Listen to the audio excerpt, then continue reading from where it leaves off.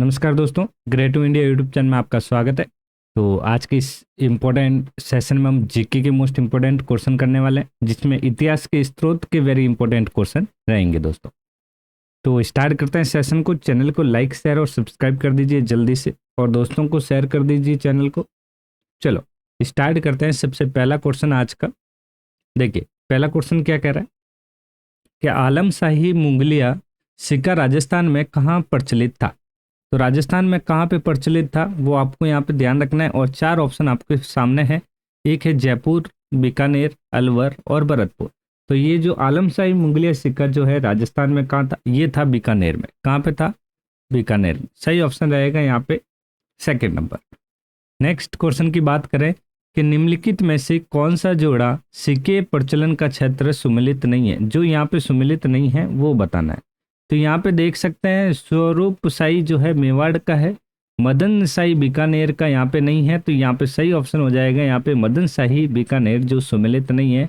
विजय शाही जो होता है जोधपुर का है, जाड़ शाही जो है जयपुर का है। तो सही ऑप्शन रहेगा सेकेंड नंबर। प्राचीनतम पंचमार्ग सिक्कों का समय क्या है? प्राचीनतम जो पंचमार्ग सिक्कों का जो समय था वो समय क्या था दोस्तों? तो यहाँ पे ध्यान रखना है, वो समय था 1800 ईस्वी पूर्व से 500 ईस्वी पूर्व। सही ऑप्शन रहेगा फर्स्ट नंबर। किस चौहान देवी ने अपने नाम के सिक्के चलवाए थे? कौन सी जो है यहाँ पे देवी ने जो है, चौहान देवी ने जो अपने नाम के जो सिक्के चलाए थे, तो नाम के जो सिक्के चलाए थे वो थी सोमल देवी। कौन सी देवी थी? सोमल देवी। नेक्स्ट क्वेश्चन बताइए जल्दी से, पांचवें क्वेश्चन का आंसर दीजिए। वेरी इंपॉर्टेंट क्वेश्चन पांचवा, कि राजस्थान में किस गणतांत्रिक जनजातियां के सर्वाधिक सिक्के प्राप्त हुए हैं? तो सर्वाधिक सिक्के जो प्राप्त हुए वो हुए ओहिद्य के। सही ऑप्शन रहेगा फर्स्ट नंबर।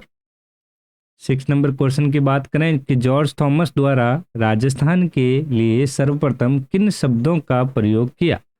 तो यहाँ पे जो किन शब्दों का प्रयोग किया था, तो मत्स्य प्रदेश, राजस्थान, राजपुताना या मरुभूमि। तो यहाँ पे जो उन्होंने किया था वो किया था राजपुताना।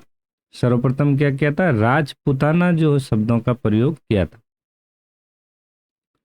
अमीर खुसरो की किस रचना में चित्तौड़ पर अलाउद्दीन खिलजी के आक्रमण का वर्णन कराता है?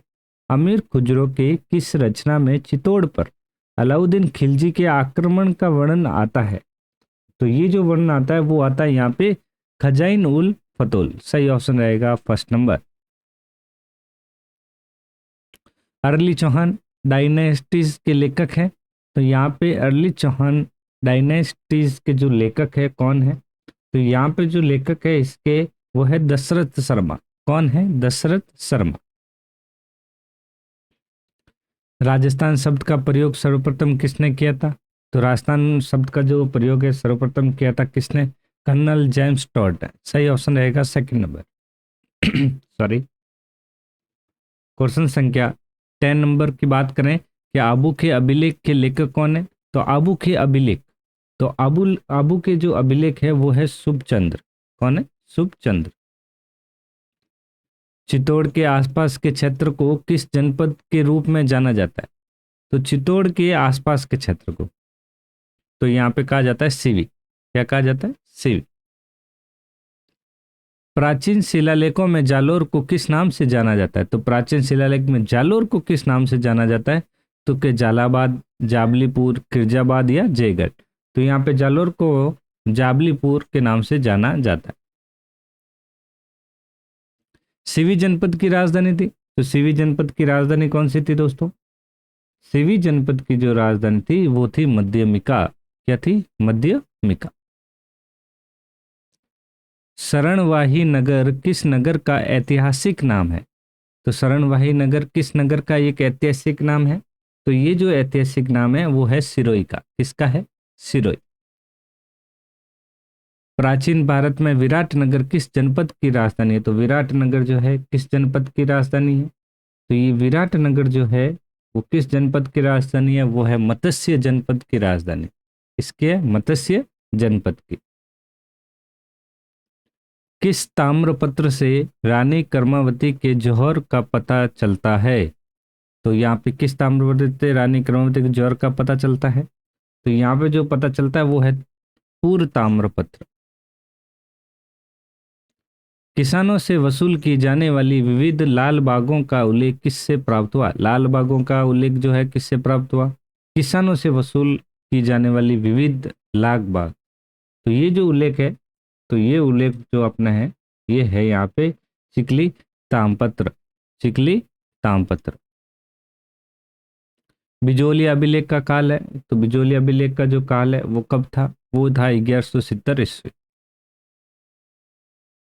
बिजोली अभिलेख के अनुसार सांबर झील का निर्माण चौहान वंश के किस शासक ने करवाया था? तो ये जो शासक है वो शासक था वासुदेव। कौन था? वासुदेव ने करवाया था। क्वेश्चन संख्या 20 की बात करें कि किस शिलालेख में चौहान को वत्स गोत्र ब्राह्मण कहा गया? तो ये वत्स जो ब्राह्मण कहा गया, तो ये किससे कहा गया, किस शिलालेख में कहा गया? तो ये है बिजोलिया शिलालेख में कहा गया। सही ऑप्शन रहेगा 3rd नंबर। 21 घटियाला शिलालेख का संबंध मंडोर शाखा के किस प्रतिहार शासक से है? तो मंडोर शाखा के किस प्रतिहार शासक से है? तो ये जो शासक है वो शासक है यहाँ पे कुकुकुम। सही ऑप्शन रहेगा यहाँ पे 1st नंबर। नेक्स्ट क्वेश्चन संख्या की बात करें 22 घटियाला शिलालेख किस भाषा में लिखा गया था? तो ये भाषा कौन सी थी? वो लिखा गया जो था वो संस्कृत भाषा थी। कौन सी भाषा थी? संस्कृत। राजस्थान में संस्कृत का प्राचीनतम अभिलेख कहाँ से प्राप्त हुआ? संस्कृत का जो प्राचीनतम अभिलेख है वो कहाँ से प्राप्त हुआ था? वो हुआ था यहाँ पे गोसुड़ी। कहाँ से प्राप्त हुआ था? गोसुड़ी। 24 गोसुड़ी शिलालेख स्थित है। बताइए गोसुड़ी शिलालेख कहाँ पे स्थित है? ये चित्तौड़गढ़ में स्थित है। कहाँ पे है? चित्तौड़गढ़ में। सही ऑप्शन रहेगा 1st नंबर चित्तौड़गढ़। 25 की बात करें कि गोसुड़ी शिलालेख किस लिपि में लिखा गया? तो यहाँ पे प्रसिद्ध कहाँ पे है, किस लिपि में लिखा गया, सब चीजें ये आपको ध्यान रखनी है। तो 25 का सही ब्राह्मणी। सही ऑप्शन रहेगा यहाँ पे 3rd नंबर। ठीक है, थोड़ा ऑप्शन ऊपर नीचे है तो ये 3rd नंबर ऑप्शन राइट होगा।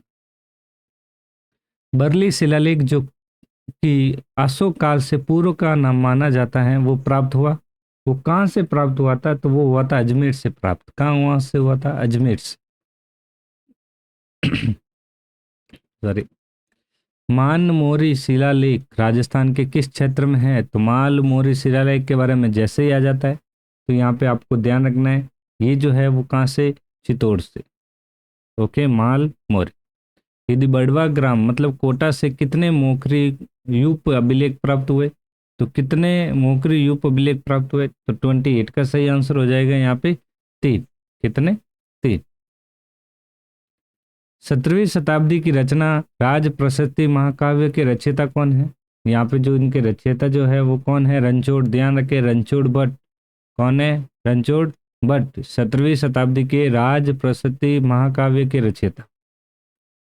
वह कौन सा अभिलेख है जो महाराणा कुंभा के लेखन पर प्रकाश डालता है? तो महाराणा कुंभा के लेखन का जो प्रकाश डालता है तो वो अभिलेख कौन सा है?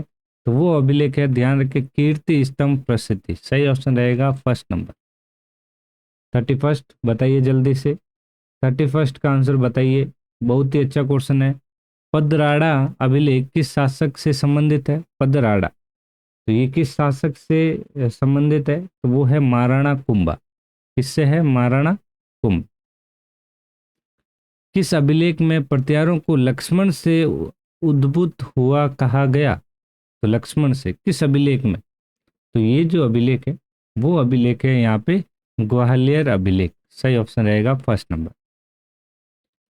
33 की बात करें, अपराजित के शिलालेख के रचयिता निम्न में से कौन है? अपरिचित। तो अपरिचित में जो है वो है दामोदर। कौन है? दामोदर। दामोदर जो है यहाँ पे अपरिचित के शिलालेख के रचयिता है। ग्वालियर शिला अभिलेख में मल्छों का नाशक किसे कहा गया? मल्छों का नाशक जो है किसे कहा गया? तो ये जो कहा गया है नागभट्ट को। किसे? नागभट्ट को कहा गया। जीन भद्रसूरी ग्रंथ भंडार राजस्थान के किस शहर में स्थित है?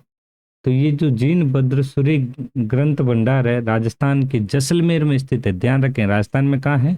जैसलमेर में स्थित। ओके दोस्तों, तो ये थे टॉप 35 जो है इतिहास के स्त्रोत से रिलेटेड MCQ।